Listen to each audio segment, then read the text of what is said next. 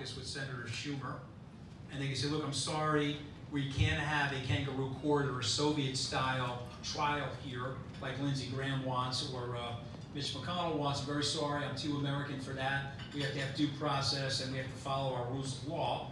And they could switch, and they could turn the trial over to Justice Roberts.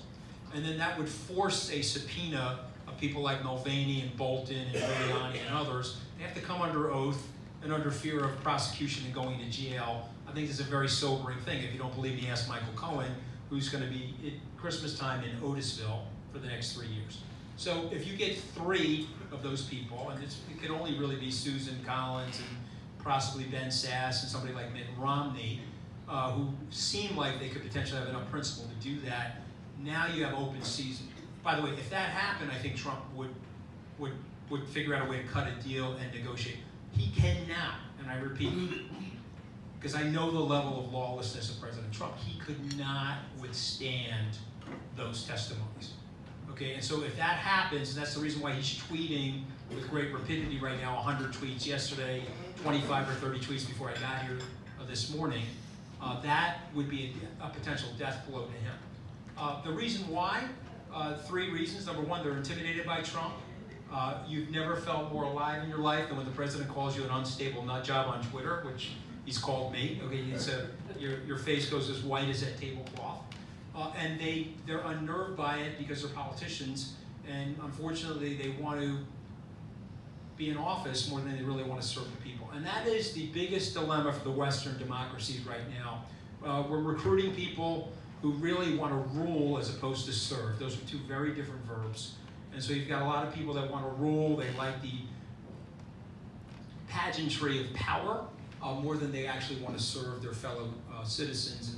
And that's what you're seeing right now in full bloom. It's a tragic point in our history. I'll point out to everybody here that knows American history, it's a lot like McCarthyism, Trumpism. It's full-blown demagoguery. When it burns off, everybody looks around at each other and pretends that they weren't involved with it, when of course they were. And for myself, I've been very open about my decisions, the mistakes that I've made. I've owned them. You can go to the Washington Post editorial that I wrote. But I think it's very, very important for all of us to create an off-ramp for people that have backed the president, that know they've made this very dangerous mistake, but they don't want to subject themselves to the ridicule, and I think that's the answer. Thank you. One last question from the public? Okay. Quick, say them together so we'll answer. Okay, start. Ok, grazie. Stefano Vaccara, La Voce di New York.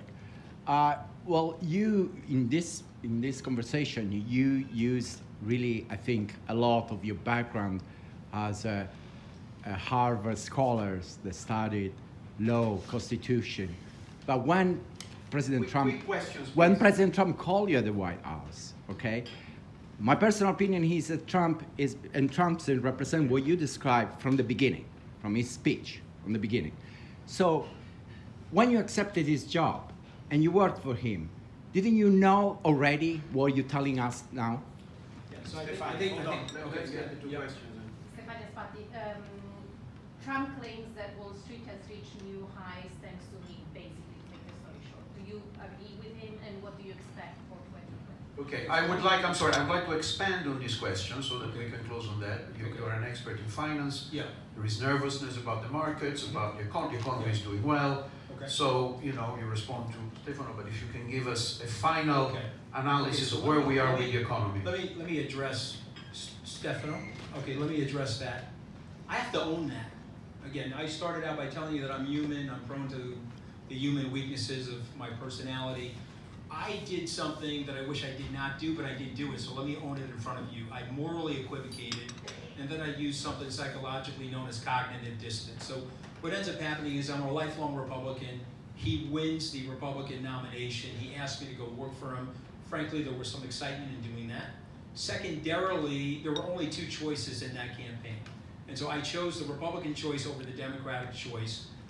And I did the cognitive dissonance of saying, okay, he's not going to do something malevolent. He'll rise to the presidency, and he'll become a different person as a result of the responsibility.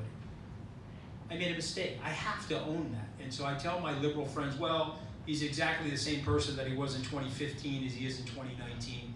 Yes, that's true, but I'm not. I'm not the same person. The process of what I went through, and the ejection from the White House and the subsequent trials and tribulations of my life have made me a different person. Made me a little bit more self-aware, a little bit more humble, a little bit more conscious. And so that's the answer. It's not a perfect answer, but I'm telling you that 62.8 million people have voted for him. And I'm telling you right now, there are legal scholars that are working on his team that know that they're doing something very wrong. And I can tell you with great confidence that Lindsey Graham knows what he's saying today is completely wrong and is actually borderline traitorous. And so those are my opinions on that. On the stock market and the financial community, I think, and again, I want to speak very objectively, I think President Trump does deserve some credit. I think if you are a leftist or a progressive in the room, I'm telling you right now, too much regulation, too much lack of trust in the business community, you slow down growth and you prevent job activity. One of the things that the president did, and I worked on this in the transition team, is we unshackled certain regulatory elements of the society which allowed for more animal spirits to take place and more growth. Second thing that we did, which I think is very, very important, is we signaled to the business community that we trusted them again. The Obama administration was a little bit more business adverse and more tightly regulated. Third thing that we did, which I think is also important, is we made the corporate tax code more competitive. Didn't work out well for the blue states. I think that was mishandled, frankly. I will tell all my blue state fellow residents that when I was friends with the president, he showed me the plan. I said, you're making a very big mistake. This is the David Koch and Charles Koch plan to migrate people into the red state so that they can reform the House of Representatives and make it Republican for the rest of time. And you're going to try to cause a migration by what you're doing on the taxes. But what you guys are forgetting is that these port cities in the East and the West Coast, for that matter, are the engines of economic innovation for all 50 states. And so when you cripple those economies, and by the way, those economies, if you really study tax and social policy, because we have so many indigents coming in and so many different people from so many different places, you need more of a safety net and more social services in the California, Massachusetts, and New York economies. And so by crippling them, you're actually going to cause a slowdown in the entire economic system. And in fact, that is happening. Go look at the New York Fed GDP estimates for the first and second quarter of next year. They're below 1%. Last point, okay? The monetary policy of the US, which has been perversely benign since 2008, is causing this asset inflation. And it is the direct reason why we have a President Trump.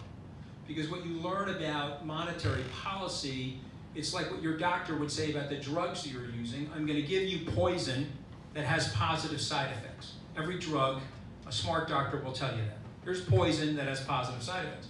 So the poison of that monetary policy is that it creates great income inequality. Why?